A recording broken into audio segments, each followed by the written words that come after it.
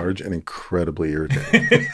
It's one of the few things that genuinely gets under my skin. But like schools like Georgia Tech and MIT have as part of the ethos, like I want to say there's an abbreviation that someone taught me, like IHTFP, something like that. Like there's an expression which is basically, I hate being here, which they say so proudly.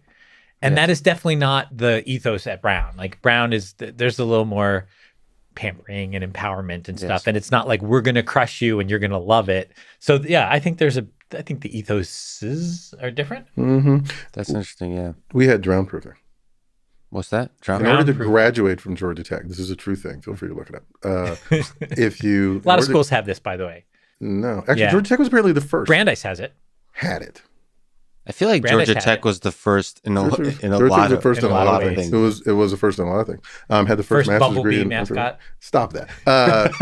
First master's in computer science, actually. Right, online masters.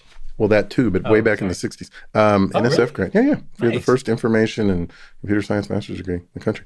But the Georgia Tech, it used to be the case that in order to graduate from Georgia Tech, you had to take a drown proofing class, where effectively they threw you in the water, tied you up. If you didn't drown, you got to graduate. Tied you up? I believe so. You basically, there were certainly versions of it, but I mean, luckily they ended it just before I had to graduate, because otherwise I would have never graduated. It wasn't going to happen. I want to say 84, 83, somewhere around then they ended it. But you used to have to prove you could tread water for some ridiculous amount of time, or you 2 minutes. You couldn't graduate. No, it was more than 2 minutes. I bet it was 2 minutes. Okay, well, we'll look. And it was in a bathtub. No, it was in a pool, but it was a real thing. But that idea that push you fully clothed. Fully clothed. I bet it was that and not tied up, because like who needs to learn how to swim when you're tied?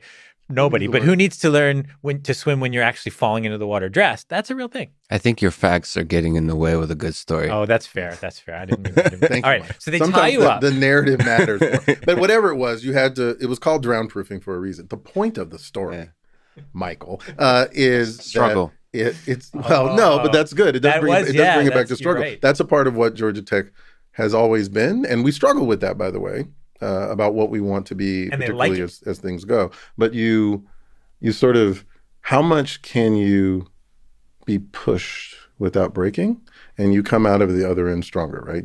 There's this saying we used to have when I was an undergrad there, which was Georgia Tech, building tomorrow the night before. Right. And there was this just kind of idea that, give me something impossible to do and I'll do it in a couple of days, because that's what I just spent the last 4 or 5 or 6 years that with. ethos definitely stuck to you.